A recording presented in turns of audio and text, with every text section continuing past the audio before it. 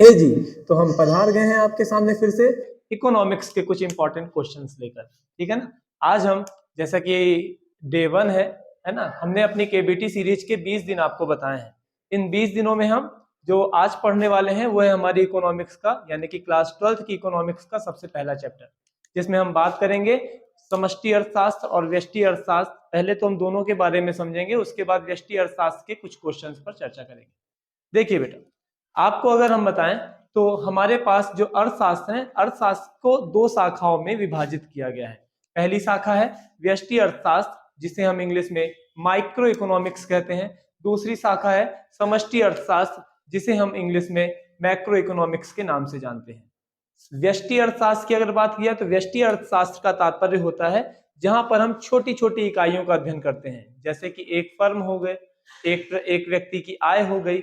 इस तरीके की किसी भी छोटी छोटी सी अगर अपन बात करें, छोटी छोटी सी इकाइयों के बारे में बात करें, ये व्यष्टि अर्थशास्त्र कहलाता है। जबकि समष्टि अर्थशास्त्र की अगर बात करें तो समष्टि अर्थशास्त्र में हम इकाई नहीं बल्कि हम इकाइयों के योग का अध्ययन करते हैं, यानी कि एक व्यक्ति की आय व्यष्टि अर्थशास्त्र में अध्ययन की जाएगी।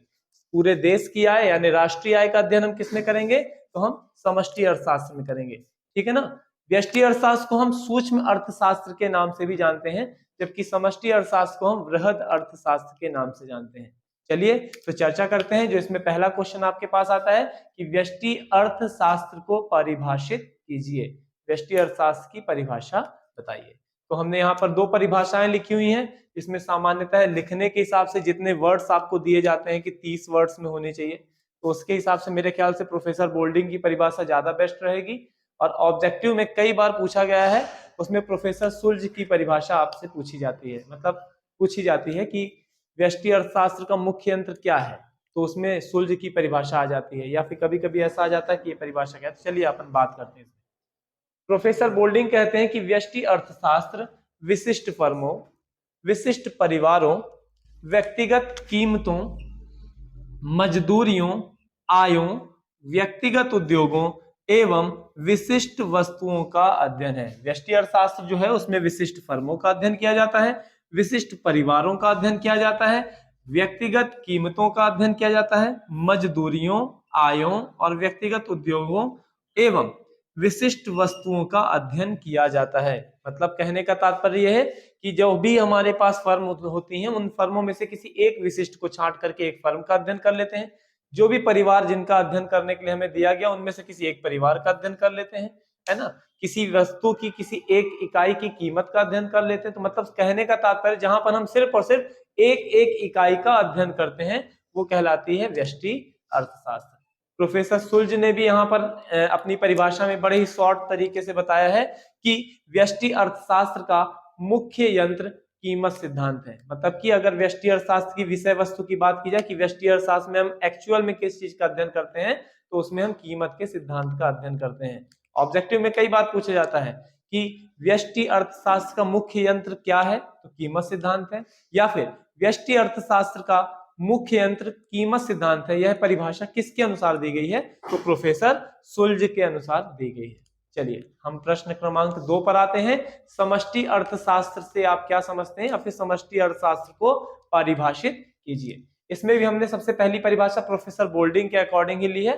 प्रोफेसर बोल्डिंग की परिभाषा मुझे तो काफी बेहतर लग रही है, आपको भी याद करने में थोड़ा सा आसान रहेगी। देखने में काफी बड़ी है, लेकिन जरूरी नहीं है कि जो दिख रहा है वो वैसा ही हो, है ना। चलिए, समष्टि अर्थशास्त्र का संबंध व्यक्तिगत मात्राओं के अध्ययन से नहीं होता है, बल्कि इन मात्राओं के समूह से होता है। क्या मैंने बोला, समष्टि अर्थशास्त्र का संबंध व्यक्तिगत मात्राओं के अध्ययन से नहीं होता है, बल्कि इन मात्राओं के समूह से होता है। इसका संबंध व्यक्तिगत आय से नहीं होता है, बल्कि किससे होता है, राष्ट्रीय आय से होता है। इसका संबंध व्यक्तिगत कीमत से नहीं होता है, बल्कि कीमतों के स्तर से होता है। व्यक्तिगत उत्पादन से ना होकर राष्ट्रीय उत्पादन से होता है। चार आपको वर्ड्स याद करने हैं कि समष्टि अर्थशास्त्र का संबंध जो है वो व्यक्तिगत मात्राओं से ना होकर के मात्राओं के समूह से होता है। व्यक्तिगत आय से ना होकर के राष्ट्रीय आय से होता है। व्यक्तिगत कीमत से ना होकर के कीमतों के स्तर से होता है, और व्यक्तिगत उत्पादन से ना होकर के राष्ट्रीय उत्पादन से होता है। क्या समष्टि अर्थशास्त्र का संबंध। ये आपको प्रोफेसर बोल्डिंग के अनुसार परिभाषा याद करनी है। बड़े अच्छे से आराम से आप 4 वर्ड्स 4 उंगली पर लिखिए और लिखिए कि भैया पहला मात्रा है तो व्यक्तिगत मात्रा से ना होकर के मात्राओं के समूह से है। दूसरा वर्ड व्यक्तिगत आय से ना होकर के राष्ट्रीय आय से है। व्यक्तिगत कीमत से ना होकर के कीमतों के स्तर से है। और चौथा व्यक्तिगत उत्पादन से ना होकर के बल्कि किससे है, राष्ट्रीय उत्पादन से है। अब जिस तरीके से यहाँ पर व्यष्टि अर्थशास्त्र का मुख्य यंत्र कीमत सिद्धांत था, उसी तरीके से प्रोफेसर सुल्ज ने कहा है कि समष्टि अर्थशास्त्र का मुख्य यंत्र कीमत सिद्धांत नहीं बल्कि क्या है, राष्ट्रीय आय एवं रोजगार है। समष्टि अर्थशास्त्र का मुख्य यंत्र राष्ट्रीय आय एवं रोजगार है। ये दो अंतर तो आप लोगों ने देखे। दो के बाद हम दो क्वेश्चन तो आपने देखे। इसके बाद हम तीसरे क्वेश्चन की ओर बढ़ते हैं जो वेरी इंपॉर्टेंट क्वेश्चन है, पूछे जाने की पूरी उम्मीद है। उसमें हम बात करेंगे व्यष्टि अर्थशास्त्र और समष्टि अर्थशास्त्र में अंतर की। आप इस अंतर को बताने में काफी सक्षम अपने आप को महसूस करेंगे। दो कॉलम बने हुए हैं आपके सामने। हाँ, मैं आपको बता दूं कि इसके पीडीएफ फॉर्म भी आपको यूट्यूब पर ही अवेलेबल रहेंगे। हो सकता है शॉर्ट्स वीडियो भी अवेलेबल हो जाए कुछ। बस आपको प्रयास करना है कि बस मन लगा करके पढ़ते जाना है और अपनी तैयारी समय टाइम टू टाइम बिल्कुल करते जाना है। हम यहाँ पर आप लोगों को प्रयास करेंगे कि 20 दिनों के अंदर हम आपकी 10 यूनिट के इंपॉर्टेंट क्वेश्चंस आपकी पूरी तैयारी करा दें। बस आपको भी प्रयास करना है कि डे बाय डे आप भी चलते रहें और इसकी तैयारी करते रहें। अभी आपने परिभाषा में देखा, परिभाषा के आधार पर ही अपन बात करेंगे कि व्यष्टि अर्थशास्त्र जो होता है, व्यष्टि अर्थशास्त्र में किस चीज का अध्ययन किया जाता है। व्यष्टि अर्थशास्त्र में एक एक इकाई का अध्ययन किया जाता है। जबकि अगर समष्टि अर्थशास्त्र की बात की जाए तो समष्टि अर्थशास्त्र में किसका अध्ययन किया जाता है, तो समष्टि अर्थशास्त्र में इकाइयों के योगों का अध्ययन किया जाता है। ठीक है ना। व्यष्टि अर्थशास्त्र जो है इसमें हर एक इकाई का अध्ययन किया जाता है या फिर सिर्फ एक इकाई का अध्ययन किया जाता है। जबकि समष्टि अर्थशास्त्र जो है, समष्टि अर्थशास्त्र में हम इकाइयों के योगों का अध्ययन करते हैं। अब एक और वर्ड अभी आपने देखा, अगर हम कहें व्यष्टि अर्थशास्त्र, व्यष्टि अर्थशास्त्र जो है इसका मुख्य यंत्र क्या है, व्यष्टि अर्थशास्त्र का मुख्य यंत्र कीमत सिद्धांत है। और अगर हम समष्टि अर्थशास्त्र के मुख्य यंत्र की बात करें तो समष्टि अर्थशास्त्र का मुख्य यंत्र होता है राष्ट्रीय आय एवं रोजगार। ठीक है। तीसरे अंतर की अगर बात की जाए तो तीसरा अंतर आपको समझ में आएगा यहाँ पर कि व्यष्टि अर्थशास्त्र जो है, क्योंकि व्यष्टि अर्थशास्त्र में हम एक एक इकाई का अध्ययन कर रहे हैं, तो व्यष्टि अर्थशास्त्र जो है वो योग को, अब भैया एक इकाई चाहिए तो इतने बड़े योग को हम टुकड़े में तोड़ेंगे ना, तो व्यष्टि अर्थशास्त्र को योग को टुकड़ों में तोड़ने की क्रिया माना जाता है। टुकड़े में तोड़ने की क्रिया माना जाता है। जबकि समष्टि अर्थशास्त्र को योग करने की क्रिया माना जाता है। फिर क्षेत्र की बात कर लेते हैं। ये तो आप लोगों के लिए बहुत ही रामबाण है, जहां पर कुछ ना मिले तो आप उसका क्षेत्र लिख दीजिए, है ना।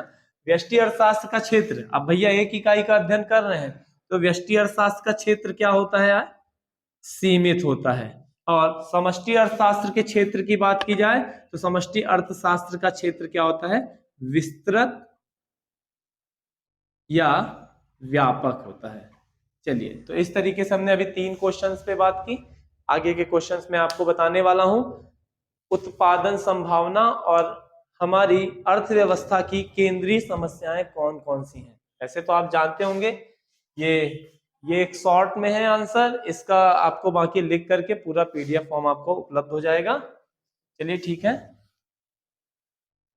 अब आप भी बताइए, आपको पता होगा अर्थशास्त्र की केंद्रीय समस्याएं कौन कौन सी हैं। देखिए, हमारी अर्थव्यवस्था की बात की जाए, चाहे तो कभी भी उत्पादन करने की बात की जाए, अगर हम कभी भी प्रोडक्शन का काम कर रहे हैं, उत्पादन का काम कर रहे हैं, तो उत्पादन करते समय जरूरी नहीं है कि हमारे पास संसाधन अनलिमिटेड हो, असीमित हो। संसाधनों की मात्रा हमेशा क्या रहती है, सीमित रहती है। उन्हीं सीमित संसाधनों का उपयोग करके हमको अपने उत्पादन के कार्य को आगे बढ़ाना पड़ता है। अब उन्हीं सीमित संसाधनों के आधार पे अब हम सोच रहे हैं कि भाई ये काम हमारा कैसे हो। हमको एक नई फैक्ट्री डालनी है, तो फैक्ट्री डालने से पहले आपके पास हमेशा ऐसे ही होता है ना, कोई भी नया काम करने जाओ तो अच्छाइयां कम प्रतीत होती हैं और बुराइयां ज्यादा मिलने लगती हैं ना। पॉजिटिव बातें कम समझ में आती, निगेटिव बातें ज्यादा। तो उसी में से समस्याएं आई हमारे सामने कि अगर हम अर्थव्यवस्था की केंद्रीय समस्याओं की बात कर रहे हैं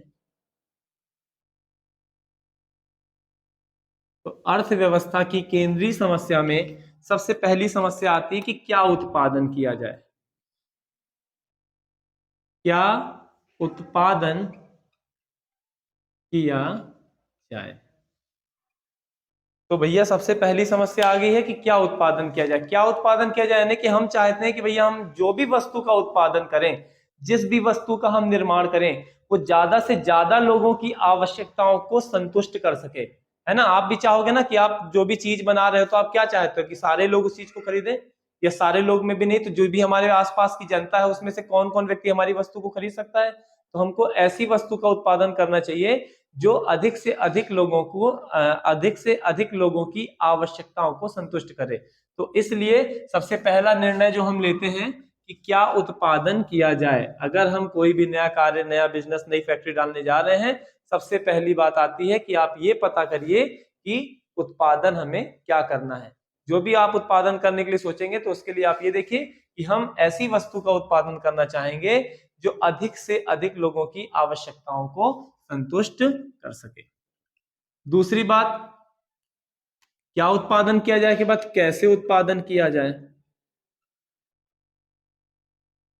अब कैसे उत्पादन किया जाए। अब उत्पादन भी करना है भैया तो क्या अब आप ही तो नहीं जुट जाएंगे किसी काम को करने के लिए। तो उत्पादन कैसे करना है इसके लिए भी हमारे पास दो प्रकार की तकनीकें होती हैं, है ना। उत्पादन कैसे करना है उसके लिए हम दो प्रकार की तकनीक या टेक्निक का उपयोग करते हैं। एक होती है श्रम प्रधान तकनीक और दूसरी होती है आपकी पूंजी प्रधान तकनीक। जो श्रम प्रधान तकनीक होती है, नाम के आधार पर देखा जाए तो उसमें श्रम को अधिक महत्व दिया जाता है, यानी श्रम को महत्व अधिक दिया जाएगा और पूंजी को महत्व इसमें कम दिया जाता है। यानी कि जो भी हम कार्य करने जा रहे हैं, जिस तरीके से उत्पादन करने जा रहे हैं, उसमें ह्यूमन रिसोर्स यानी मानव संसाधन यानी कि श्रमिकों की, मजदूरों की या कर्मचारियों की आवश्यकता ज्यादा पड़ने वाली है। तो श्रम प्रधान तकनीक में हम श्रम को ज्यादा महत्व देते हैं, जबकि अगर हम पूंजी प्रधान तकनीक की बात करें तो पूंजी प्रधान तकनीक में ज्यादा महत्व किसको दिया जाता है, पूंजी को दिया जाता है। यानी कि इस तकनीक में पूंजी की प्रधानता रहती है। पूंजी की प्रधानता यानी कि पैसे अगर आपके पास रहेंगे तो भाई पैसे से क्या करेंगे, मशीनें खरीदेंगे, मशीनों के माध्यम से हम क्या करेंगे, उत्पादन का कार्य करने का प्रयास करेंगे। तो फिर से आप एक बार देख लें, क्या उत्पादन किया जाए यानी कि हम ऐसी कौन सी वस्तु का उत्पादन करें जो अधिक से अधिक लोगों की आवश्यकताओं को संतुष्ट कर सके, और कैसे उत्पादन किया जाए। तो भैया उत्पादन करने के लिए हमारे पास दो प्रकार की तकनीकें होती हैं, श्रम प्रधान तकनीक, पूंजी प्रधान तकनीक। तो ये हमको हमारे व्यापार के आधार पर सेलेक्ट करना पड़ेगा कि हम इसमें से कौन सी तकनीक को अपना करके व्यापार करते हैं। श्रम प्रधान तकनीक अगर अपन अपनाते हैं तो इसमें श्रम की महत्ता ज्यादा होती है। पूंजी प्रधान तकनीक अगर अपनाते हैं तो इसमें पूंजी की महत्ता अधिक होती है। अब तीसरी बात आ जाती है कि किसके लिए उत्पादन किया जाए, ठीक है ना। क्या उत्पादन किया जाए आपने देख लिया, कैसे किया जाए ये भी आपने देख लिया। अब बात करते हैं किसके लिए उत्पादन किया जाए, ठीक है। तो किसके लिए उत्पादन किया जाए, देखिए भैया, अब आप जिस भी वस्तु का उत्पादन कर रहे हैं तो उसको खरीदने के लिए बस हमने बताया, पहले ही बताया, इसको खरीदने के लिए उपभोक्ता भी तो होने चाहिए, है ना। तो उपभोक्ता अब हम कहाँ से लेके आएंगे, उपभोक्ता हमारे आधार पर नहीं आते हैं। हमारे देश में जो आय का वितरण है वो असमान है। मतलब कि ऐसा नहीं है कि हमारे देश में जितने भी व्यक्ति हैं सभी क्या एक समान है, क्या नहीं है। हमारे देश में आय का वितरण असमान है, यानी कि कोई कम कमाता है, कोई ज्यादा कमाता है, तो कोई बहुत ज्यादा कमाता है। तो उस हिसाब से हम जो भी वस्तु अगर बना रहे हैं तो हम देख लिए कि हमारे आसपास जिस भी क्षेत्र में हम व्यापार करने वाले हैं उस क्षेत्र में किस आय के स्तर के लोग रहते हैं। आय का मतलब हमारे आसपास जो भी लोग हैं उनके आय का स्तर क्या है, और उसी स्तर के अनुरूप ही हमें वस्तुओं का निर्माण करना चाहिए।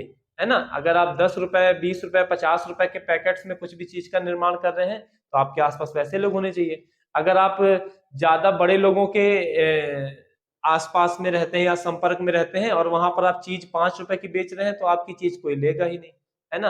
अगर आप ऐसे आय के लोगों के आसपास रह रहे हैं जहां पर लोगों की आय का स्तर क्या है, कम है, वहां पे आप 500-500 और हजार रुपए का एक पैकेट कोई भी चीज बेचेंगे तो स्वाभाविक सी बात है वो उस चीज को खरीदेंगे नहीं। तो जब भी हमें उत्पादन करना है तो हम देख लें कि हम जिन लोगों के पास अपनी वस्तु लेकर के जाने वाले हैं उन व्यक्तियों का आय का स्तर कैसा है, उसके अनुरूप ही हमें क्या करना चाहिए, उत्पादन करना चाहिए। तो ये अर्थशास्त्र की मुख्य रूप से 3 केंद्रीय समस्याओं पर हमने चर्चा की। अब हम आज के आखिरी क्वेश्चन की तरफ चलते हैं जो है उत्पादन संभावना क्या है। उत्पादन की संभावना या उत्पादन संभावना से आप क्या समझते हैं। चलिए इसमें एक प्रश्न और आता है, उत्पादन संभावना वक्र क्या है। तो मैं जो एग्जांपल दूंगा आप उसको वक्र यानी कर्व के रूप में भी देख सकते हैं। उत्पादन संभावना की बात कर रहे हैं,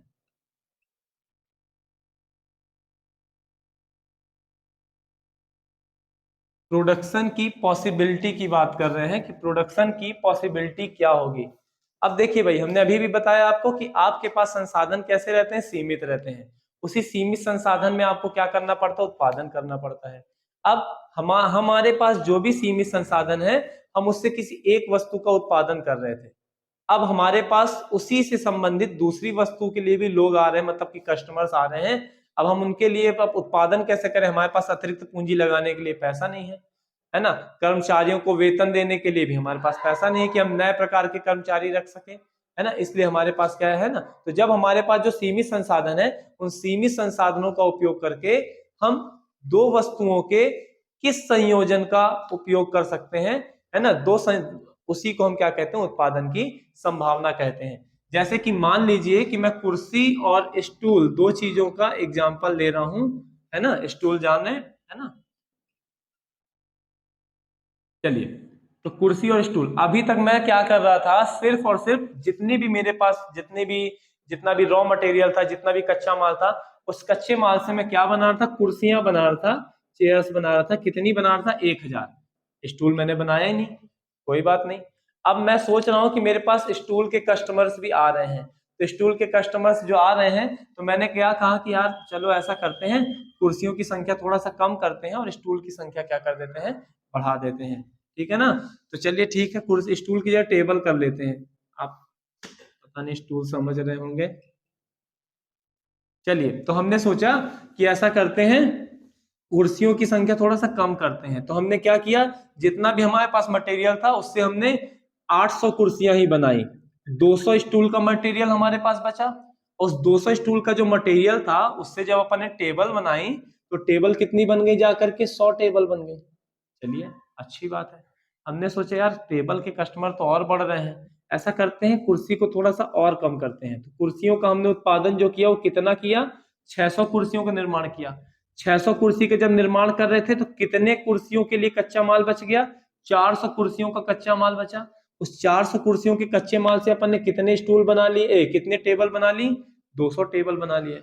हमने कहा नहीं यार, टेबल के कस्टमर ज्यादा बढ़ते जा रहे हैं, ऐसा करते हैं कुर्सियों के तो कस्टमर आ नहीं रहे, कुर्सियों का थोड़ा सा उत्पादन कम करते हैं। अब कुर्सियां मैंने कितनी बनाई, 400। अब 600 कुर्सियों का मटेरियल बच गया। उस 600 कुर्सी के मटेरियल से कितने टेबल बन पा रही हैं, 300, है ना। फिर मैंने कहा चलो ऐसा करते थोड़ा और कम कर देते हैं, टेबल ही टेबल बनाते हैं। तो मैंने क्या किया, सिर्फ और सिर्फ 200 टेबल का निर्माण किया। कितनी टेबल का निर्माण किया, 200 टेबल का निर्माण किया। सॉरी सॉरी सॉरी सॉरी 200 कुर्सियों का निर्माण किया। तो कितनी कुर्सियों के लिए कच्चा माल बच गया, 800 कुर्सियों के लिए कच्चा माल यहाँ पर बच गया। उस 800 कुर्सियों से मैं कितनी टेबल बना पाया, 400 टेबल बना पाया। अब मैं क्या सोच रहा हूँ कि भैया मैं कुर्सी बनाने छोड़ देता हूँ क्योंकि टेबल के कस्टमर ज्यादा आ रहे हैं। तो कुर्सियां मैंने कितनी बनाई, एक भी नहीं। तो पूरी की पूरी 1000 कुर्सियों के लिए मटेरियल मेरे पास बच गया। उससे अपन कितनी कितनी टेबल बना सकते हैं, तो 500 टेबल बना सकते हैं। तो बात यहाँ पे हो रही है कि उत्पादन संभावना, तो भैया उत्पादन संभावना दो वस्तुओं के संयोग को प्रदर्शित करती है। ठीक है ना। तो यहाँ पर दो वस्तुओं का संयोग नहीं हो पा रहा है क्योंकि 1000 कुर्सी है लेकिन टेबल एक भी नहीं। यहाँ पर भी दो वस्तुओं का संयोग नहीं हो पा रहा है। तो अब हम इस तरीके के कौन से संयोग को अपनाते हैं, हमारे व्यापार के लिए कौन सी उत्पादन की कौन सी संभावना ज्यादा बेहतर पड़ रही है। हम 800 कुर्सी और 100 टेबल बनाएं, या 600 कुर्सी और 200 टेबल बनाएं, या 400 कुर्सी और 300 टेबल बनाएं, या 200 कुर्सी और 400 टेबल का निर्माण करें। इसमें से जो भी संभावना हमारे व्यापार के आधार पर उपयुक्त होती है उसी को हम क्या कहते हैं, उत्पादन संभावना। मतलब कि उत्पादन संभावना का तात्पर्य क्या है कि एक व्यापारी उत्पादन के लिए, मतलब दो वस्तुओं के जिन भी संयोगों को वो अपने उत्पादन में लेकर के आ जाएगा, जिन भी दो संयोगों का उपयोग करेगा, वही क्या कहलाती है, उत्पादन की संभावना कहलाती है।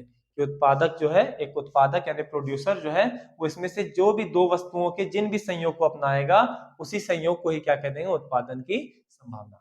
ठीक है बेटा, आज के लिए सिर्फ इतना ही। हम अब आपसे मिलेंगे बीएसटी के वीडियो में। और थोड़ा सा जल्दबाजी इसलिए हो रही है क्योंकि आपका कोर्स 20 दिन के अंदर कंप्लीट कराना है। हो सकता है मैं कुछ ज्यादा जल्दी जल्दी बोल रहा हूँ, तो आप अपनी स्पीड धीरे या ज्यादा, आप अपने स्तर के आधार पर इस स्पीड को घटा बढ़ा करके इस वीडियो का उपयोग कर सकते हैं। ठीक है ना। हमारे वीडियो की क्वालिटी धीरे धीरे करके अच्छी होती जाएगी, और हम जो भी कंटेंट आपके पास लेकर के आएंगे, थोड़ा सा समय हमें दीजिए, है ना। उस समय का उपयोग करके हम धीरे धीरे करके आपके पास, आपके पूरे इन 20 दिनों में अपनी केबीटी सीरीज के अंतर्गत पूरे क्वेश्चंस का रिवीजन अच्छे से करा देंगे। बस टाइम टू टाइम पढ़ते रहिए। All the best.